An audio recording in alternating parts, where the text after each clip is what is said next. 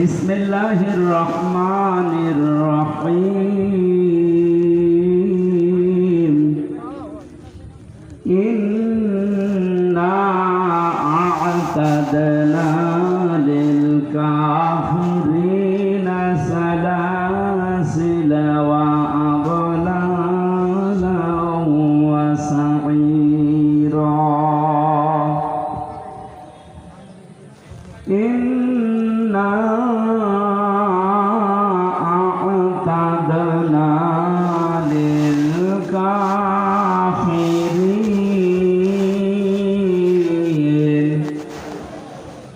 সালাসিলা ওয়া আগলালা ওয়া সাঈরা। সাদাকতা ইয়া রব্বানা।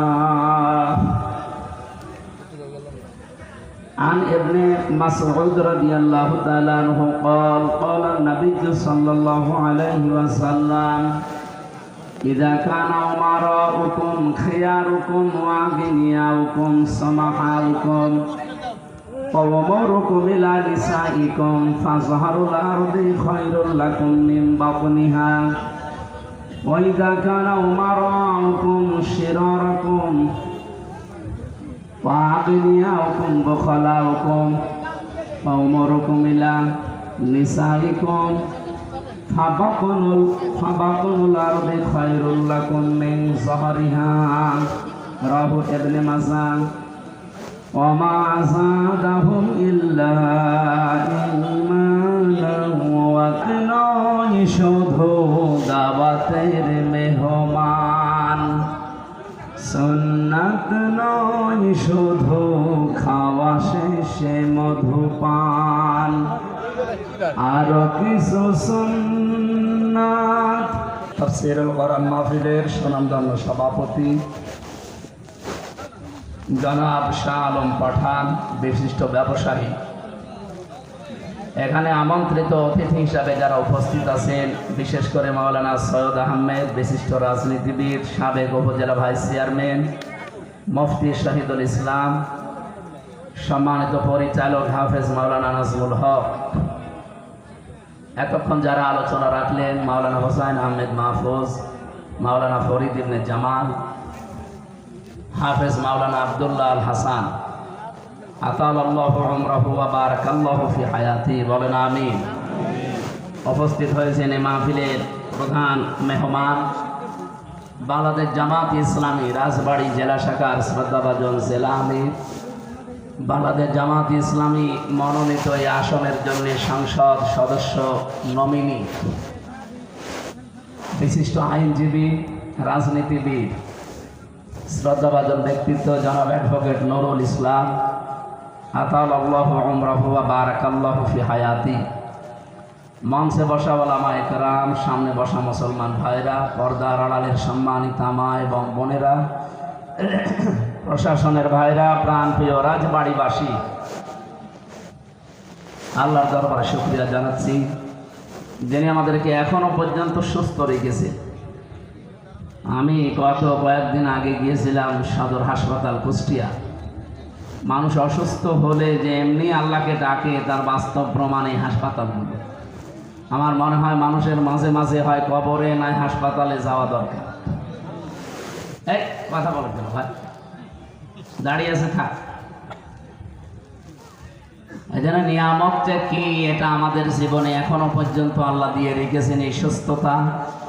এই জন্য খুশি হয়ে বলছে আলহামদুলিল্লাহ।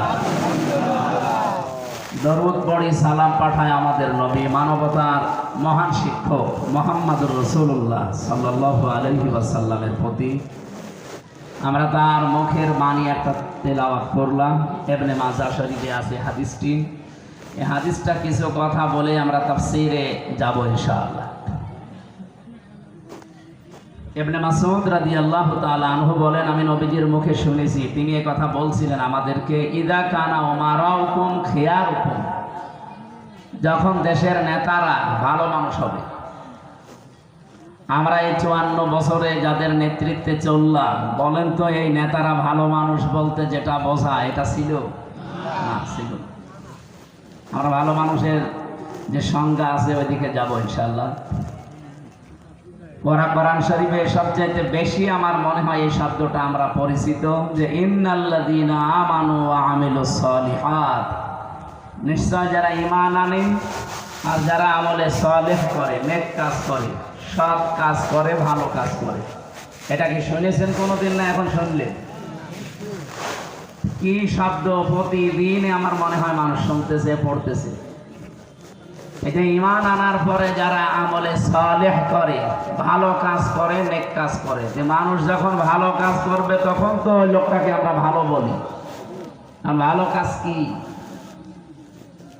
সালেহ শব্দের শাব্দিক অর্থ শুধু নেক না, সৎ না, শুধু ভালো না। সালেহ শব্দের আধুনিক ব্যাখ্যা হচ্ছে, আপনি এখন যারা আধুনিকভাবে তাফসীর করে, অভিধান বেত্তা যারা আধুনিকভাবে এখন বিশ্বের বিভিন্ন দেশে আমি যেহেতু যাই, আমি দেখেছি সালেহ শব্দের ব্যাখ্যা তারা এখন নিয়ে এসেছে।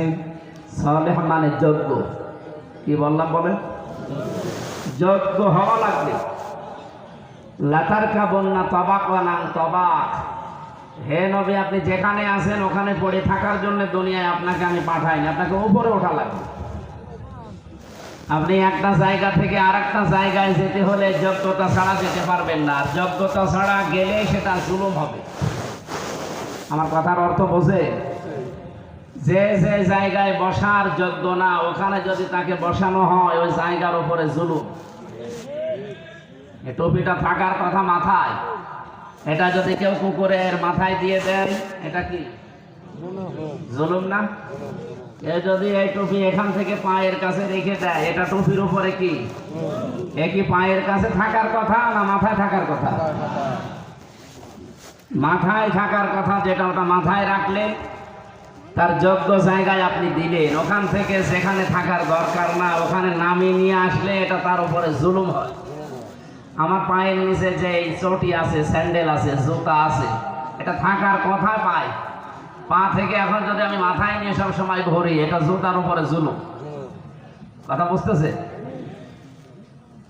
92% মুসলমান আমরা এই দেশে বাস করি। এখানে সর্বোচ্চ জায়গা বলতে আমরা মনে করি সংসদ ভবন। বলেন তো এই 54 বছরে 92% মুসলমানের দেশে কোরআন শরীফ, সেখানে থাকার কথা ছিল না? গেছে আজ পর্যন্ত? এই যে যায় না, এ কারণে মানুষ ভালো হয়, কারণ মানুষ ভালো বানানোর জন্যই আল্লাহ কোরআন পাঠিয়েছে। এটা ওই জায়গায় যতদিন না যাবে এ দেশের ভাগ্য ততদিন পরিবর্তন হবে না। এ দেশের মানুষ ভালো বলে দাবি করলেও হবে না।